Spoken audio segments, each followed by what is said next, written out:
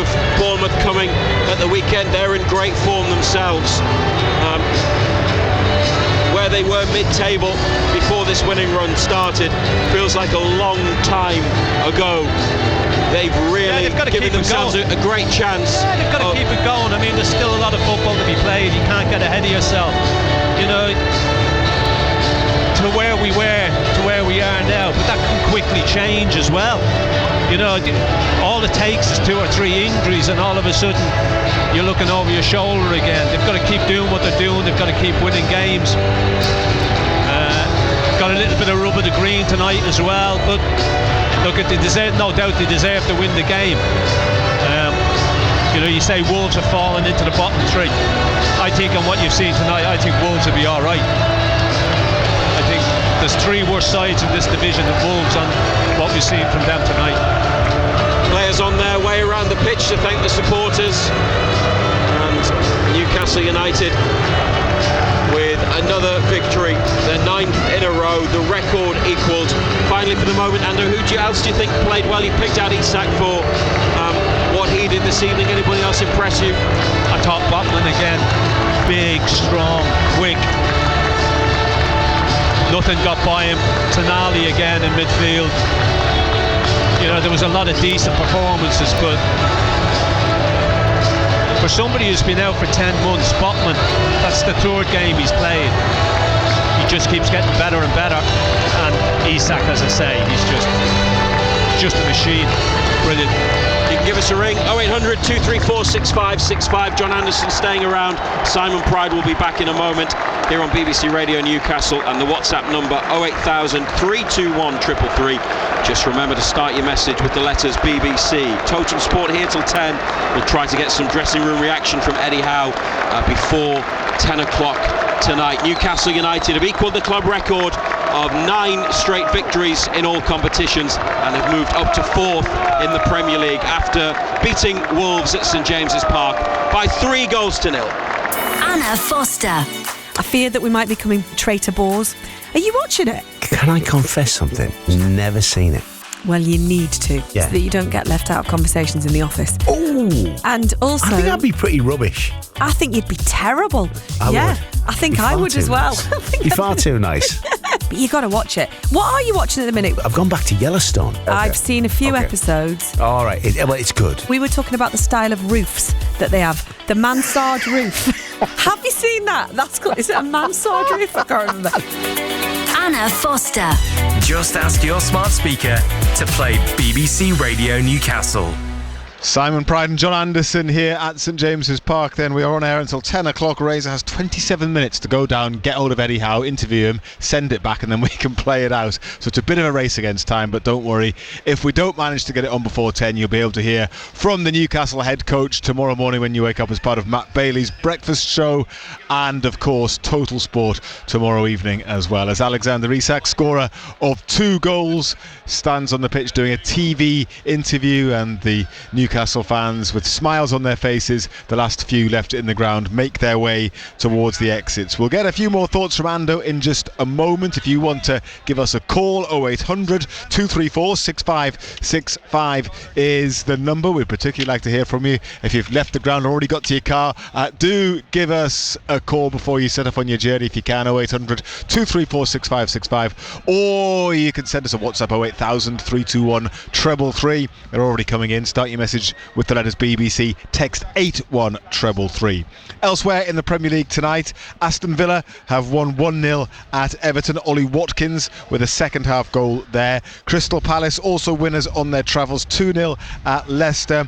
Mateta and Mark Gahey with the goals for Crystal Palace. Arsenal against Spurs is a game that kicked off at 8 o'clock as Alexander Isak makes his way off the pitch, waves to the fans that have stayed to cheer him, and Arsenal leads Spurs by 2-1 now. They've got around about 15 minutes, just under, to go at the Emirates. Son Heung-min put Spurs ahead on 25 minutes, but a couple of quick-fire goals before half-time for Arsenal turned it around. Dominic Solanke with an own goal, and then Leandro Trossard. So it's 2-1 to Arsenal in that match. In the Championship, Premiership. They're into stoppage time. Blackburn are going to beat Portsmouth. They are 3-0 up in that match. And in the National League, Sutton United 2, Wealdstone 2, again in the dying moments of that match. Boston United and Southend's game was abandoned because of thick fog in Lincolnshire. I think they'd only played 7 minutes or so, and then that game was called off.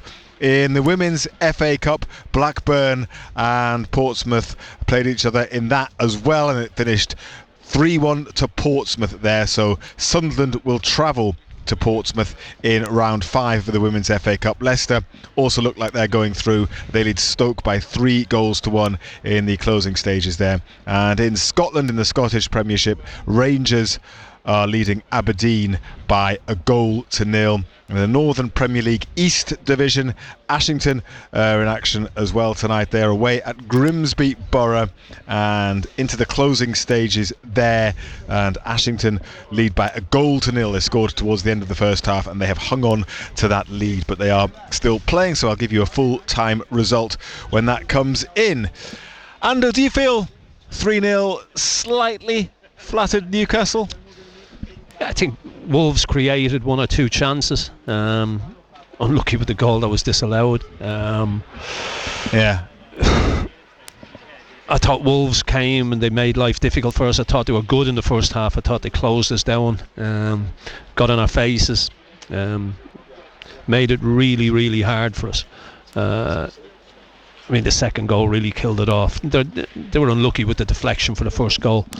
They couldn't really handle Isak. His movement and everything about him was just brilliant. Mm-hmm. You know, he's just a top player. He's on a different level to everybody else. You know, not just in his goal scoring, but in his movement and his vision and the way he sets other players up for goals as well. It was a tough game for us tonight, but we've come through it well. 3-0. Yeah, it's one of those, isn't it? You know, Wolves will probably feel a little bit aggrieved because, as I say, they had 1 or 2 chances of their own and didn't take them. But it's all about putting the ball in the back of the net. Another W for Newcastle. Then that's 9 wins on the trot, and we'll speak to another W in Wayne in just a moment. And here's a message from William from Washington, who says, pleased with our win, but a night when everything went our way with a deflected goal and a Wolves goal ruled out for a slight touch with the hand. I can understand why Wolves are down there. They play good football but miss golden chances. Isak, Tonali and Murphy were our top players. I think we will need to play better than that though to win on Saturday, says William. Yeah, look at it. I thought we played all right. You know, I didn't think we played badly. I think you've got to give Wolves credit for the way they came and set up and got in about us. They got close to us, didn't give us time on the ball. They made life really difficult for us in that first half. And I said during that first half, would they be able to keep that up for 90 minutes?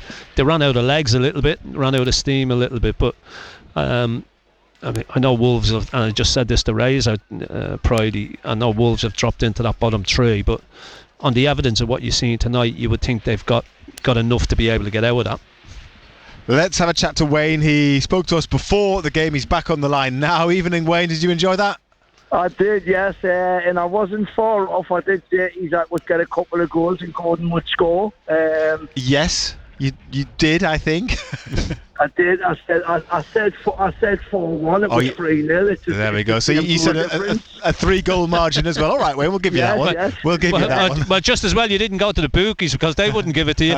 No. If we were bookies, we'd pay out. But yeah, they would. I thought it was a very sticky start because I thought the first half before Isak's goal, I thought there was a lot of under-hit or over-hit passes. But obviously we grew into the game the second half. Wolves look a different outfit to the team that were atrocious earlier on in the season. I thought Dan Burn was immense at the back. And once again, Isak popped up with a goods. Yeah, I thought, look, Isak's just on a different level to everybody else. Yeah. You know, not only does he score goals, he creates chances. He does, yes. Takes defenders where they don't want to go. I thought Botman, for somebody who's been out for 10 months, who's only his third game back, I thought he was big and strong and quick tonight. Tonali again in the middle of the park. You know, it's straight through the middle. You know, you look at that and you've got the foundation of that side straight through the middle. They just keep it nice and solid, and it was look, we deserve to win the game, there's no doubt about it, but you know, Wolves will feel a little bit aggrieved, I think, but it's another good win. It's great for confidence, and it's onwards and upwards, and look forward to Bournemouth on Saturday lunchtime. Yeah, John, would you see as well, obviously, just touching on what you were saying there about Botman, would you say that him and Byrne are starting to strike up a good partnership at the back now? The games that they've played together since Botman's come back? I think the 3 games they've played together, they've been outstanding. But that in saying that, Cher and Dan Bourne have been excellent as well. You know, I think with that, yes. I think the manager's got a big decision to make now at the weekend. Has he though? Because they've played so well, kept a clean sheet tonight. Well, Cher's been his number one. That's been the number one centre back pairing all season. You know, yes, Botman has come in and done really, really well. He's usually a bit harsh on Cher. Yeah, he's usually pretty loyal. Eddie Howe, you know, he keeps faith, but if I was Botman and I was left out of the weekend, I'd feel really aggrieved. I really would. Yeah, I think all 3 of the centre halves could feel aggrieved to be left out, but one of them's going to be disappointed. They've all performed really well throughout this run that we've been on at the moment. Yeah, they have. You know, it's a nice problem for the manager to have, you know, to have three players of that quality. But unfortunately, come Saturday, 12:30, one of them's going to be disappointed. Wayne, thank you very much. Cheers, Wayne. Take it easy. All the best. If you, like Wayne, are just emerging from the ground and you can, give us a call. You've got time to get on air before 10 o'clock tonight. Have a chat to John Anderson. 0800 234 6565 is the number to dial. And if you are wondering why Fabian Cher wasn't even on the bench tonight, if you missed that, it's because he's not been very well. He's been ill, so that's why he didn't feature at all. But yes, might struggle a little bit to get back in the team. I mean, I guess if he's been ill as well, the obvious thing to do is to stick him on the bench for the game against Bournemouth at the weekend, when they'll be looking to make it 10 wins in a row. Yeah, I mean, it's unbelievable, isn't it? You know, I mean, we were at Brentford and we were all over the place, and the way that everything's changed since then is just, you can't put your finger on what's changed. We've spoke about this many a time. You just think that with Tonali going back into that central midfield role, it's changed the whole complexion of the game, changed the complexion of the team. Guimaraes plays further forward, and Tonali just keeps it nice and simple. Yes. You know, he wins it, gives it, covers the ground, covers space. When people move forward, he just drifts across. He just keeps getting better game by game. Just so many players who are playing so well at this moment in time, you know. And look, I know winning 9 games in the trot, everybody's confidence is going to be high, but you've still got to go and you've got to do it. And at this moment in time, they all are. Ashington have beaten Grimsby Borough by a goal to nil in the Northern Premier League East Division. So Steve Harmison, who was here tonight working for another radio station, will be very happy. Both of his teams winning this evening. Lewis Miley's just come out to do his warm down just past one of the unused subs for Wolves in Craig Dawson. 2 players very much at opposite ends of their careers there. And a couple of messages to read you before we then have a chat to Jamie. This one simply says, I could cry with happiness. I don't go overboard. Fair enough. When you are on top, you get the luck, says the person that sent this, number ending 592. And John says, great win for the lads tonight, even though I thought that Wolves were decent.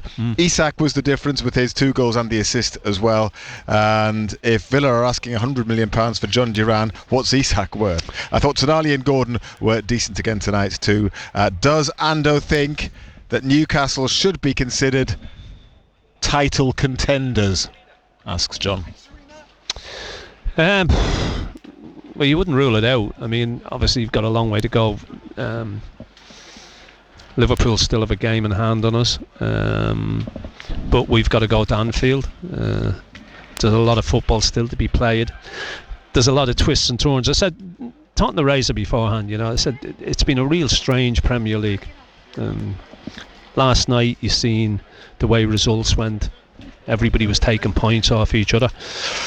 You wouldn't rule it out if they keep playing the way that they're playing. I mean, if I'd asked you that question when we were sitting together at Brentford just before Christmas, you'd have laughed at me. Yeah, you said you were mad, but it just shows you how quickly it's all changed. Yes. Are they? I wouldn't rule it out. I wouldn't say definitely not. No.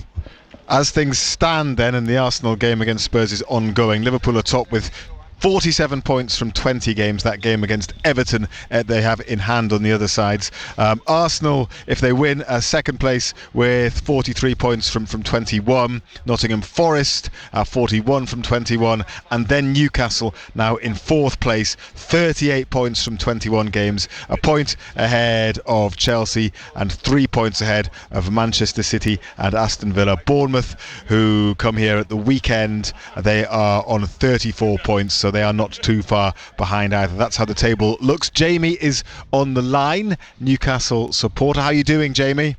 Yeah, I'm good. How are you, lads?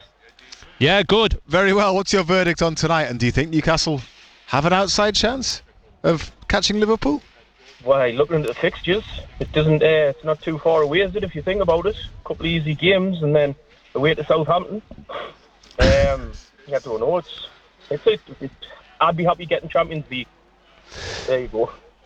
Yeah, look. I think Champions League was always the objective at the start of the season. I think that with no European football this season, no distraction, they could concentrate on the league and the cups. And the way things are going at this moment, you would say Champions League football is most definitely in their grasp. As far as challenging for a title, you never know. You just never know.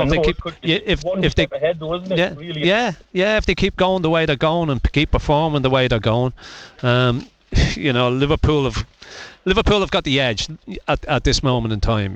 But they've got to keep doing what they're doing. Fantastic tonight, but we're still getting away with a 3-0 win. Yeah.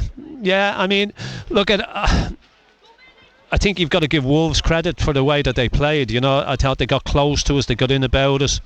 They didn't give us time. They didn't give us time on the ball. And as somebody texted in just there and said, well, when you're winning, when it's going your way, you get those little bits of luck. And we had a couple of little bits of luck tonight. Wolves had chances that they didn't take.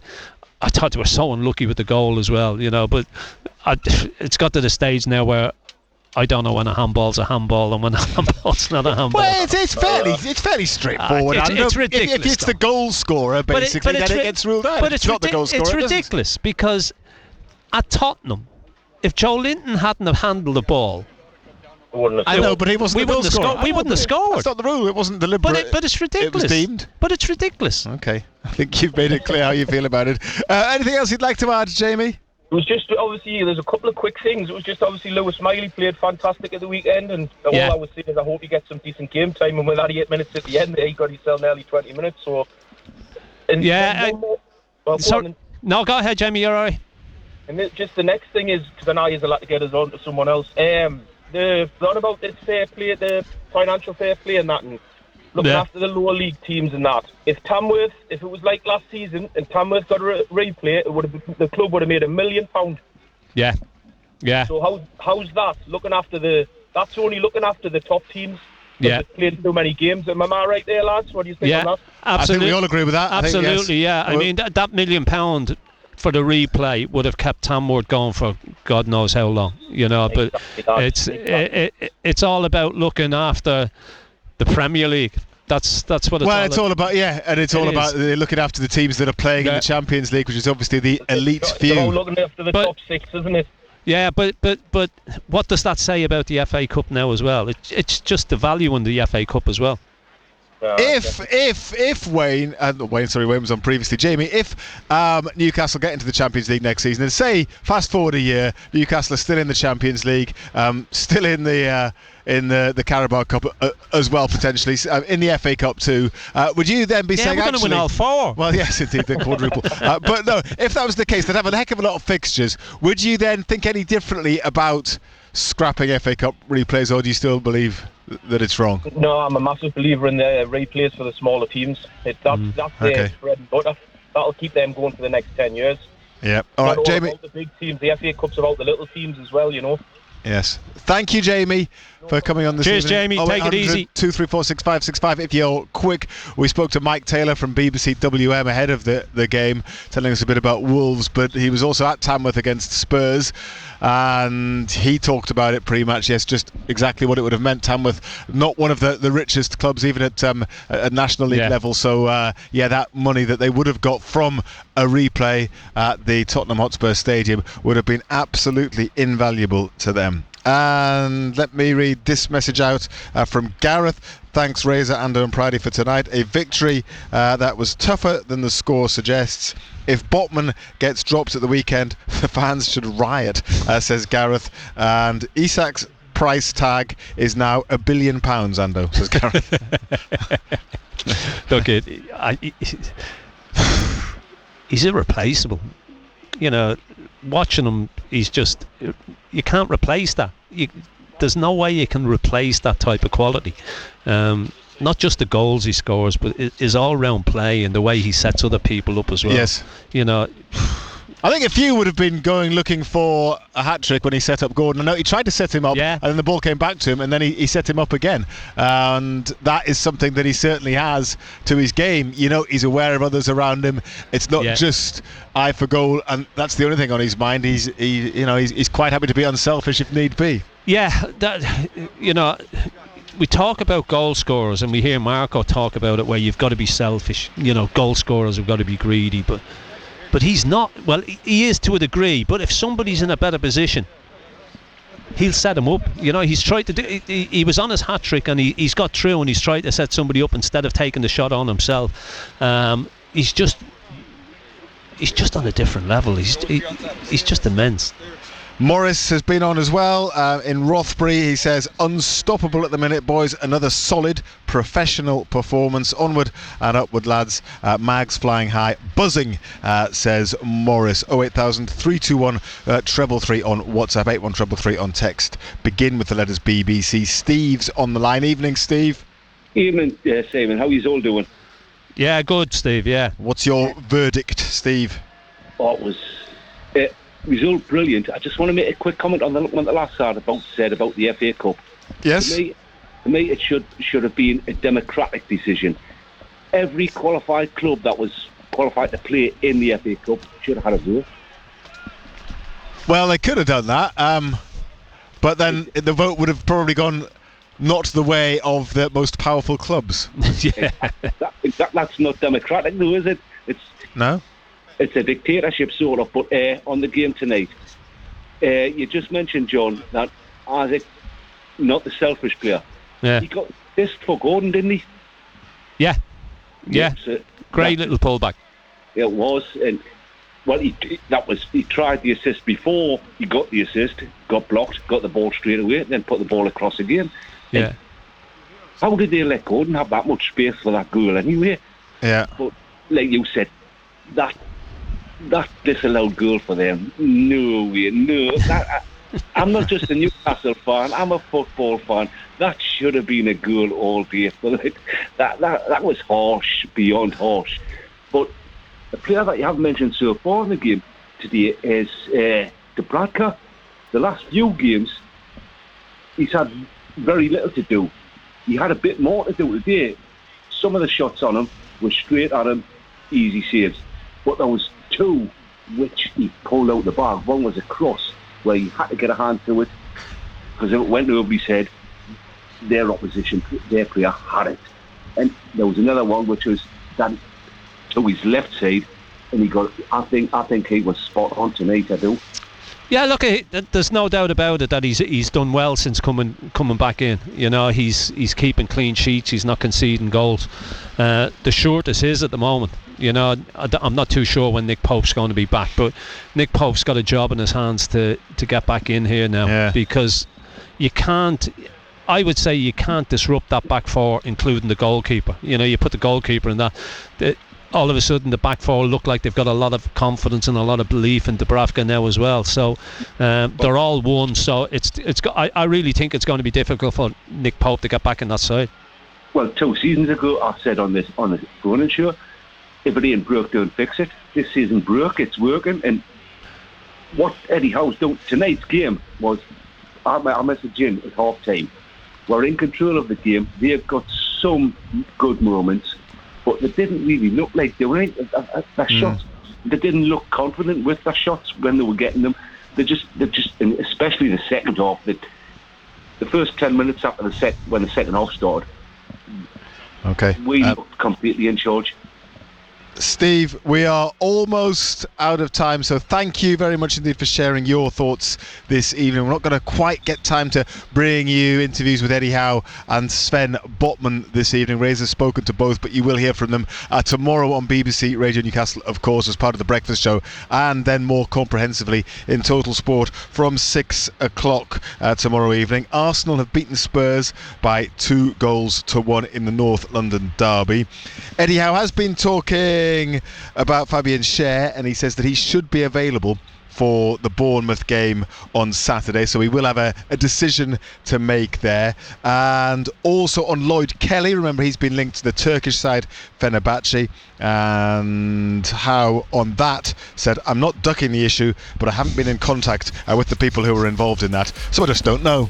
He doesn't know, Ando. No, well, you wouldn't expect them to, would you? So we will have to wait and see. Your final reflections on a satisfying evening? Good night. Another good night, onwards and upwards. Look forward to Bournemouth on Saturday lunchtime. They're on a high themselves, so it should be a good game. Yes, we will look forward to that one. Lots more football to come on BBC Radio Newcastle. That game Saturday lunchtime, and we've got the South Shields game on Saturday afternoon, and of course Sunderland in action on Friday night at Burnley as well. Thank you to everybody who called us. Thank you to everybody who sent us a message this evening as well. As I say, plenty of reaction coming your way tomorrow on BBC Radio Newcastle. Total Sport back at 6. It's been another good night at St James's Park. Isak cuts inside. Is there a finish this time? Still Isak. Still Isak. Yes! Alexander Isak with a Newcastle United record of scoring in 8 consecutive Premier League matches. He cut inside from the left, rode a couple of challenges, kept going, and then the shot, maybe off a deflection, has gone into the bottom corner. Jose Sarr is beaten, and Isak, moments after he puts a good opportunity wide, has taken a shot that has ended up in the back of the net, and it's Newcastle United 1, Wolverhampton Wanderers 0.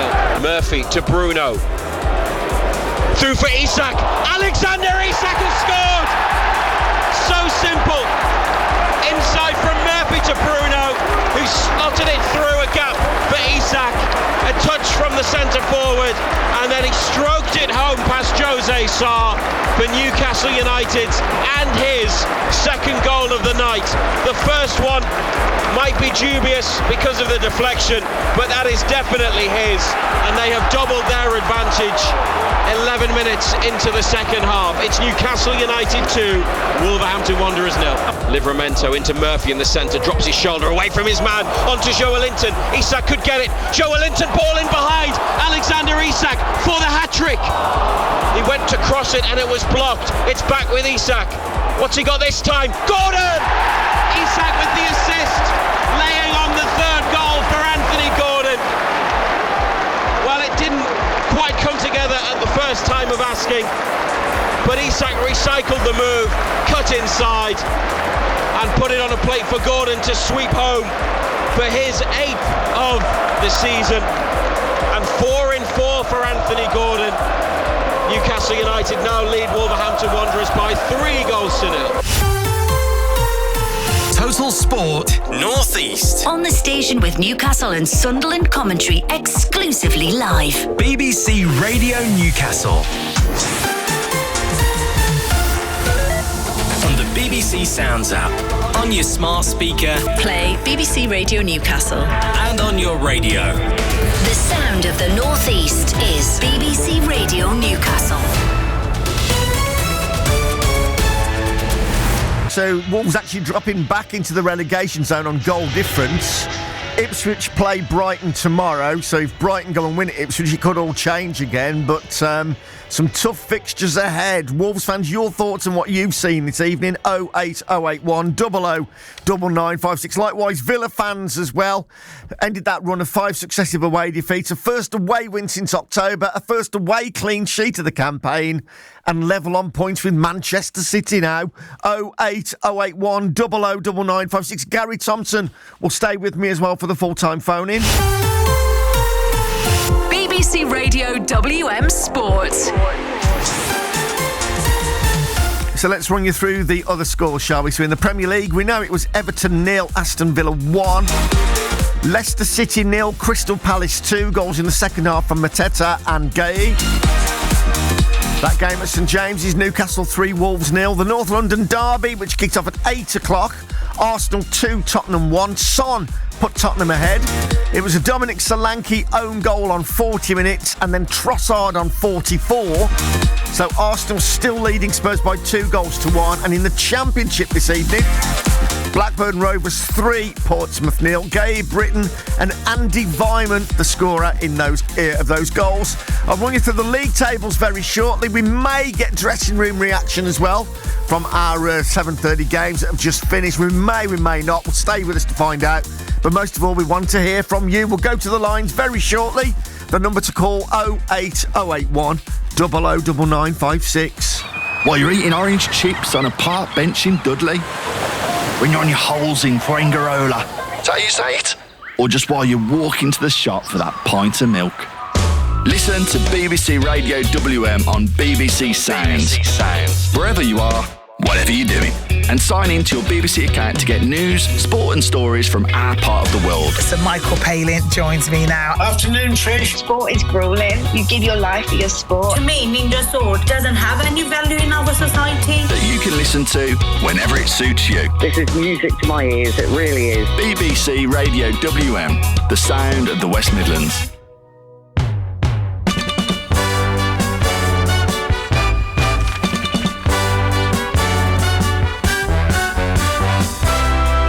The story of this evening on BBC Radio WM Sport, Watkins wins it for Villa, who move up to 7th with a 1-0 victory at Everton.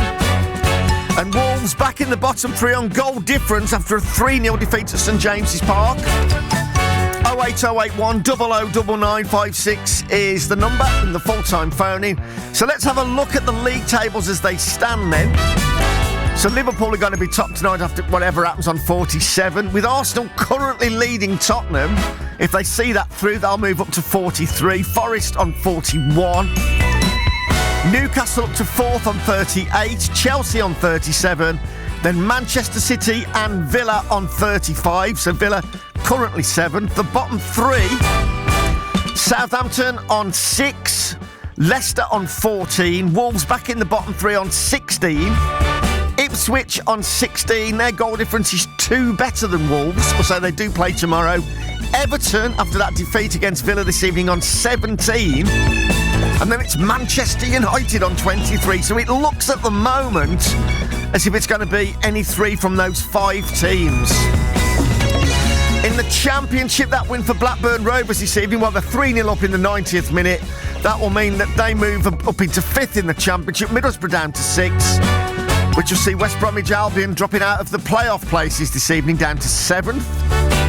And still no sign of a manager. The number to call then, 08081 00 9956. And we'll get the thoughts of Gary Thompson very, very shortly. And we've got Alan, we've got Justin, and we've got Tonka on the line to go to as well in a few moments.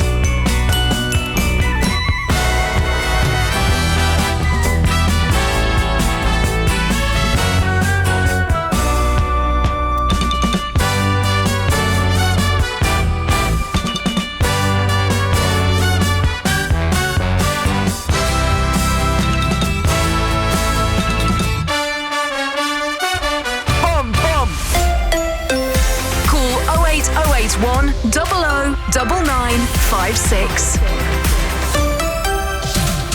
Radio WM. So Gary Thompson's still there, still in the press box at Goodison Park. He'll need to probably be surgically removed from that press box at Goodison Park, but he's still there at the moment. Let's go to Justin, and then we'll go to Tonka, a Wolves fan, and Alan, a Villa fan, and then we'll go to more of your calls as well. 08081 009956. So, Justin, classic away performance, that wasn't it, mate? Yeah, the perfect away performance, Daz. Absolutely wonderful. What a great win. It couldn't have gone much better, really. Ollie Watkins' goal, desperately needed.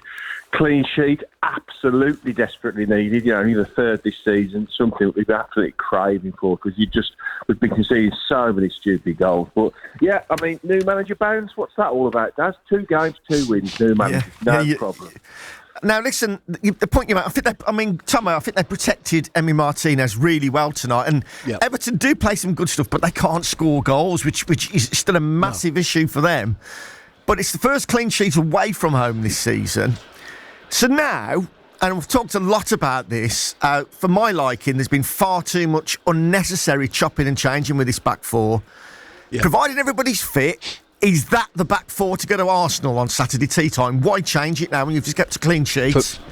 I totally agree with you. We kept a clean sheet. Don't keep clean sheets. We've looked a little bit porous at times. We've got a back four now. We've kept a clean sheet. The keeper seems happy with it, the four in front of him as well. There's no need to change it. You've got an Arsenal side that really, I think they've scored tonight a couple of goals, but usually they're working off set pieces at the minute. We look quite strong. We look a decent unit. Keep it like that and build from there. We've got players to go forward, like Ollie Watkins. We can score goals. We can create opportunities. I didn't think Everton were absolutely brilliant tonight, but they do what Everton do, and there's always a chance they could get a goal. I've been listening to the commentators now talking about Calvert-Lewin, saying that he's missed 2 or 3 good opportunities there. His confidence is very, very low, but we have managed to keep a clean sheet, which is what we're looking at Aston Villa side. Clean sheet, move on. Great way to keep the back four leading into the game against Arsenal the weekend.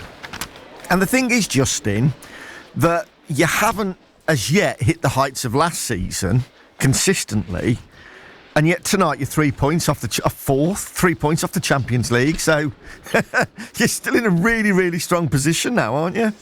Absolutely. I think that's gone under the radar a little bit. Positional wise in the league, positional wise in the Champions League, through to the next round of the FA Cup.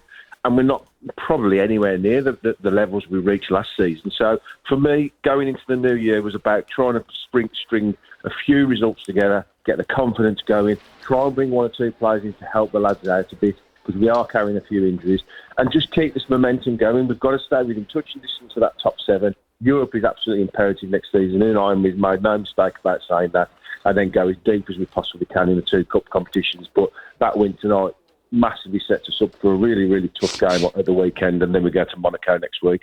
You're going and all, aren't you, to Monaco? I am, mate. I can't wait. Tomo would go, but he'll still be stuck in the press box at Everton. I'll bring you some rock back. Justin, thank you very much. If you want to hear the goal, Villa fans, just ask the question. 08081 00 9956. We've got about 20 minutes to get your calls in the full-time phone-in on BBC Radio WM. Lots of you getting in touch this evening. Tonka is a Wolves fan. So, Tonka, 3-0 the result. Was it a 3-0 game in reality?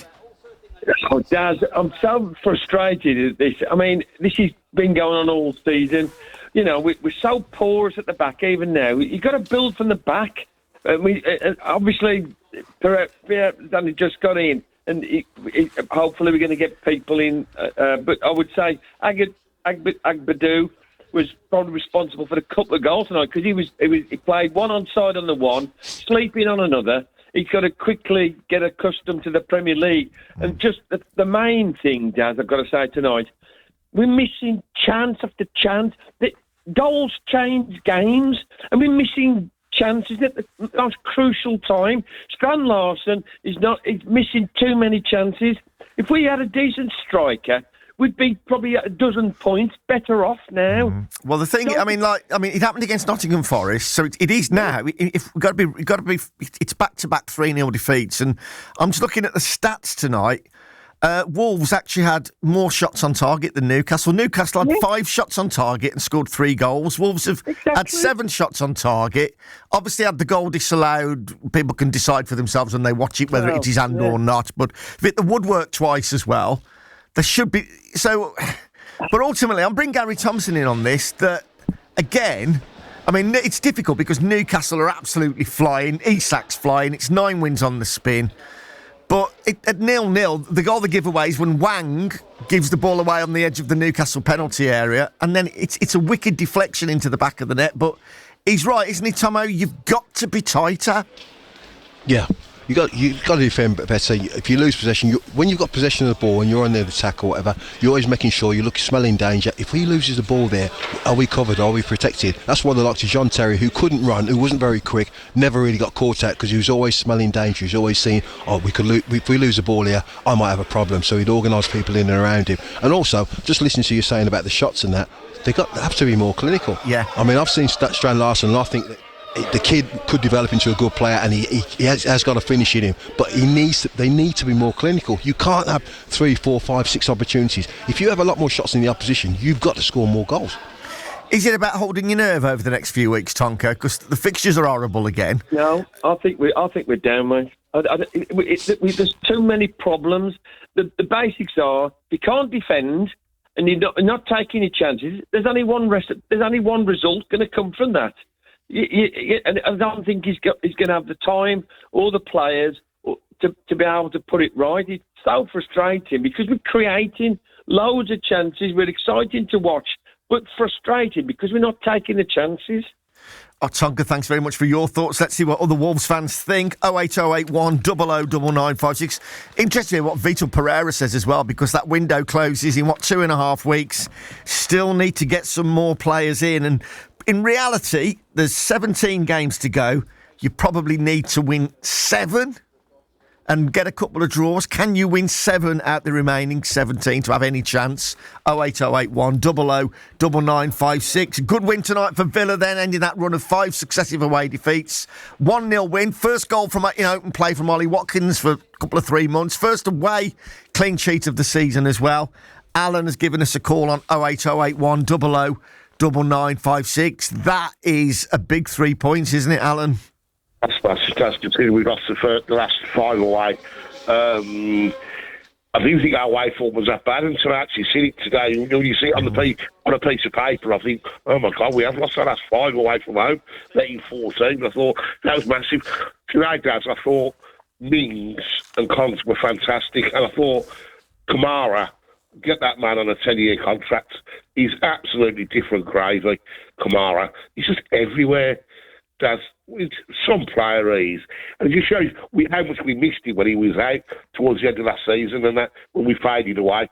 I don't think he's one of our... I think he's our most pivotal player. He's a Rolls Royce of a player. And Tomo, I mean, again tonight... he had Onana alongside him, who obviously Everton fans know well. And I know that Onana plays the game on the edge. He does. And you could, at times tonight, you think he's going to get himself a red card. But him and Kamara in front of that back four, it's a lot more solid looking now, isn't it? Yeah, and if you're especially away from home when you're thinking you want to keep clean sheets, you want to keep the scores to a minimum. If you've got that protection in front of your back four is decent as well, but you've got 2 pivot defensive midfield players as a pivot, and the likes of Onana and Kamara, who, as Alice said, is different gravy. Like, you've got 2 players like that. You've got a base, a springboard to defend, but also a springboard that can move the ball forward and cause problems from there. So, like, the thing's set up nicely. Villa away from home, the record hasn't been too good, but if them 2, we got them, the likes of them 2, the likes of Barkley and all them, and players who can play in there as well, like, we look a lot stronger. And Alan, it was a first goal from open play for quite some time for Ollie Watkins, and he's another one of those players who's a bit streaky, isn't he? And when he gets one, he tends to go on a bit of a run. So that's the hope now, isn't it? Well, he missed a good chance in the first half, didn't he? Just put it wide of the post. I thought that was a harder chance than he looked, to be fair. And then he finished it off. I think Watkins is a good player, Daz. He'll score goals, as you say. He's a streaky player. Let's hope he goes on a streak now. We've got a few games coming up. I think we've got 16, 22 days, haven't we? Something like that. Coming up. Let's see if we can bolster the squad back on it. We've got that Marlon in. He's obviously after another couple of players as well. And a couple will go out as well. Does Arsenal, do you know what? Sadly, let's go do a job on them again. Go and do it again. And Unai will try and talk it down, but he'll absolutely love it, to quote Kevin Keegan. Gary Thompson still at Goodison Park. It was Everton 0, Villa 1, Newcastle 3, Wolves 0. Paul has given us a call on 08081 00 9956. Paul, 3-0 defeat. Actually, I was saying, I don't know if you heard the previous caller, Tonka, who says he's quickly running out of hope. Now, how do you feel after that tonight? Totally agree with Tonka, mate. We're down. We've gone, mate. We've gone. Flat. Mate, Daz, I don't know, honest to God, mate, you are the ultimate professional, because I don't know how you're sitting there in that studio now. I'll be on my way home in the car. I'll be flat as a pancake. So kudos to you, mate. I don't know how you do it. We've gone. They kept O'Neill 5 games too long, mate. They should have gone after Brentford. How that weren't a warning sign, I don't know. You know, I mean, if they'd have brought Vitor in 5 games before, we wouldn't have lost to West Ham. We'd have probably got a point. We definitely wouldn't have lost to Ipswich. You know what I mean? It's coming home to roost. Yeah. So I hear you. Right. So, as it stands, now, obviously, it's damaging tonight with the goal difference to drop back in the bottom 3. Ipswich are at home to Brighton tomorrow. As much as it feels like the end of the world right now, there are 17 matches to play, and you're outside the bottom 3 on goal difference. You're 1 point behind Everton. You've got to play Everton. You've got to play Ipswich again. You've got to play Leicester again. You've got to play Southampton again. You're going to need to win, I think, the equivalent of 7 matches. Now, it's going to be touch and go. You may well be right, but I don't think they've gone in as much as the way that you watch them tonight. And even at 3-0, they're still fighting, they're still scrapping, they're still creating. They didn't drop their heads. Lots of huff and puff, mate, but we can't keep clean sheets, Daz. No, we can't keep clean sheets. No, you know, I mean, Everton, as bad as they are. All right, they've only lost 1-0, but they're still hard to break down. Yeah, spot on. You know what I mean? Whereas with us, we're like a can of peas, mate. We're as open as you can be. Let's see what other Wolves fans think about that. In fact, we'll go to Greg, who's a Wolves fan, then we'll go to Chris, who's a Villa fan. Greg, your thoughts on that tonight? Well, obviously, my optimism of earlier was a bit misplaced, Daz. But I'm not. Obviously, it's a poor result, and that the goals are absolutely shocking. But I'm not as downbeat as I understand where Paul's coming from. But I like you, think that there are winnable games in the last 17. Like the teams in and around us, you can rattle off 5 straight off that I think we can win. The disappointing thing to me, taking aside this game, is me and you said it probably in November and December, we had to have players lined up to be good to go in the first week of January. We've had 1 signing. It doesn't sound like we're anywhere near signing anybody else. The problem at the football club is that we've got nobody above management level who knows anything about football. Our approach to transfer windows at best is slapdash, at worst is just criminal. We took money at it with J-Lo and got away with it, but we never have a semblance of a plan, and it looks like now we're going to Chelsea still with no more signings than Agbadou. So again, you've got another manager trying to, Well, it's interesting to put your mate there as regards the oven-ready players, because Ipswich have thrown £100 million at it since August. And Tomo, they've managed, a player who Everton fans will know well, they've managed to bring in Ben Godfrey, who would have been tailor-made for what Wolves need right now. Yeah, proper centre-half, a defender, and can play a little bit, but really his first thought is to try and defend. And as you say, if you got that set up, say in November time, you get, as soon as the window's open, bang, we go and do it. We're going to get him in like this. Whoever was a manager, whether it was Gary O'Neill or whoever, this is succession planning. You organise what you're going to have in the January window. I hear people saying clubs are planning 2-3 years in advance. How come Wolves should be doing that? They must be doing that. You'd like to think. You'd like to think. 08081 009956. Greg, thank you. We'll go to Kevin after we've spoken to Chris, who will be very happy now. Normally when Chris wins, he phones up, and I'm sure the neighbours must be banging on the wall. Go on then, Chris. Your thoughts on tonight? Well, can we play Everton home and away for the rest of the season? Well, it is the most played top flight game, isn't it, in history, I think? And you've got the sign over them, haven't you? Over them. That's the double, home and away. We've beaten them. Yeah. Yeah, and two new managers are coming, and we've just brushed them aside and everything else. But I've got to give a shout out to Morgan Rogers again. I mean, to say he was the one that was backing Ollie Watkins, and he threaded the ball, the cross in, and he threaded it through. Oh, he's class. Ollie Watkins, and Watkins just tapped it in. Yeah. By the way, I was going to say, we'll hear from Vita Pereira between now and 10 o'clock. I mean, Chris is bang on about Rodgers. He hasn't been at the club a year yet. I think it was the 1st of February when he was officially signed. And I like the way he carries the ball forward, and he gets them up the team. But if you look at him, he's one of those players, whenever he gets the ball, he's not looking to check back. He's not looking to go sideways. He's looking to be positive. And it's those players, funnily enough, are few and far between these days, Tomo. Well, that's it. You got the likes of Morgan Rogers, and you got Ramsey as well. And Ramsey at his peak would be give Morgan Rogers a good run for his money. But Morgan Rogers comes in, picks the ball up. He's big, he's strong, but he's one of them. Doesn't get knocked off the ball. When he starts going past people, he causes problems. And you got a Villa that's provisionally a passing team, and they work the ball all the time. But as soon as you got the ball to the likes of Morgan Rogers, who carries the ball, he gets you up the pitch, causes problems from there, takes people on. He's got a goal in him as well. The kid has improved.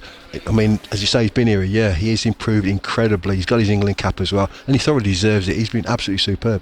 Right then, Chris, stuff the neighbours. We need a song, and then we'll play the goal. Come on, Chris, you and Helen, take it away. Yeah. Ollie, Ollie, Ollie! Oi, oi, oi! Ollie! Oi, oi! Here we go. It's won back and then lost. Back to Aston Villa. Morgan Rogers through to Ollie Watkins here. Chance 1-on-1. The goalkeeper's come but misses it. And Ollie Watkins keeps up his fine form against Everton. That's 5 goals in 9 appearances.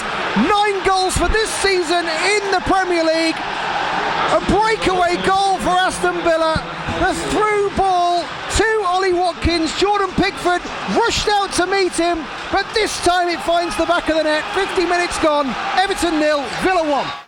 So we're not going to get time to hear from Unai Emery because he hasn't spoken yet. But, I don't mean he's dumbstruck. He hasn't spoken to the media yet. We will hear from Vitor Pereira very soon. Very interested to hear what he has to say. First, let's hear what Kevin has to say. 3-0 the result. Was it? Well, it was a 3-0 game because that was the scoreline. Is that a bit harsh on the way you played tonight, Kev, or not? Well, probably not, Daz, because the fact is we can't defend, can we? And listen, we've gone to Newcastle. They're on the right run, and it was difficult. It was quite, end to end to begin with until the goal, and we were in it, but it was just slapshod defending, and it's as if we're back to square one in the sense of the defending under O'Neill was shown a bit tonight, and giving players like Isaac that much space in the box is unacceptable. Yeah. And just things. I mean, picking Wang again, and that might be because Cunha, he didn't think he'd get. Well, Wang was responsible for the first goal. I know, in fairness, they then had to carry the ball 60 yards up, 70 yards up the field, but he gives the ball away, and then he gives the ball away, and perhaps he didn't want to start Cunha, and he thought that the option was Wang, but again, Wang's added nothing to it. No, and then Cunha made a big difference, didn't he? They need to get some players in. Kevin, I'm really sorry, I've got to move on because we've got to finish at 10. We've got 5 minutes, and we can now hear from Vitor Pereira. Vitor, a difficult evening for your side. The 3-0 scoreline suggests a very one-sided game, but you had your chances. The difference in the game, in my opinion, the difference was they score in the when they get the chances, and we miss it when we get the chance, because we got maybe 6-7 chances to score, and against this team playing home, if we don't score, they have the confidence, they win the confidence, and they score 3 goals. The difference between us and them, in my opinion, first half was very difficult to play for us, to have the ball, because they come strong to press. But even in first half, we had some chance to score. Second half, we have chance to score. In the end, they scored 3 goals. Defensively, what did you make of those 3 goals? The first one, cruel deflection. What about the other 2? Very difficult. When you start to have some risks to score a goal against this team, and they come in counter-attack, it's not easy to stop the forward. It's not the striker. It's not easy to stop them, because they are very fast in the attack. We try our best.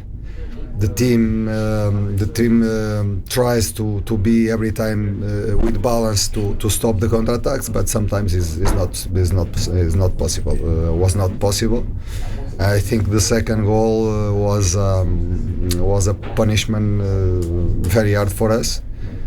But in the end, I'm proud of my players, proud of the team, because we try everything I saw commitment. I saw they play with the spirit team, with team spirit. They run a lot. We run a lot. We try everything to score a goal, and in the end is the result. The result, I think, is not a result that express what happened in the field. And given your position in the league and the run of games you've got coming up, those characteristics you describe of resilience and spirit, how vital are they going to be when you embark on this difficult run? I believe that one day we start to score. We start to score the chance that we create. And today, Larsson doesn't have the luck because it was a very good shoot, and in the end the goalkeeper defends. But this is something that we need to increase with this kind of experience. You understand? Playing to face this kind of team, we need to be compact every time. Because when you do a mistake, they score, because they have the quality, high quality. For us, try to play, try to press when we should press, try to be compact when we should be compact, try to score more goals, to finishing, to increase our quality to finishing, and this is the way. Was Mateusz Cunha only fit to play half of the game, and how has he come through? I respect, because I'm not a doctor. Sure. I must respect the directions of the medical department, yeah. And they said to me it's not possible for him because he stopped it with the injury, and now he is, I think, 45 minutes today. Next game, I think he will be fit to start. That was Victor Pereira. We will get from Unai Emery's interview up on BBC Sounds very, very shortly. Gary Thompson, thank you very much for your company this evening. I hope you managed to get out of that press box in like a tin opener or something. And we'll speak to you on Saturday at Arsenal. More reaction to tonight's action on the Breakfast Show tomorrow morning with Sarah Julian, and then of course the football phone-in from 6 o'clock tomorrow evening. On the way next, it's the Late Show on BBC Radio WM. On the BBC Sounds app, on your smart speaker, play BBC Radio WM, and on your radio. The sound of the West Midlands is BBC Radio WM.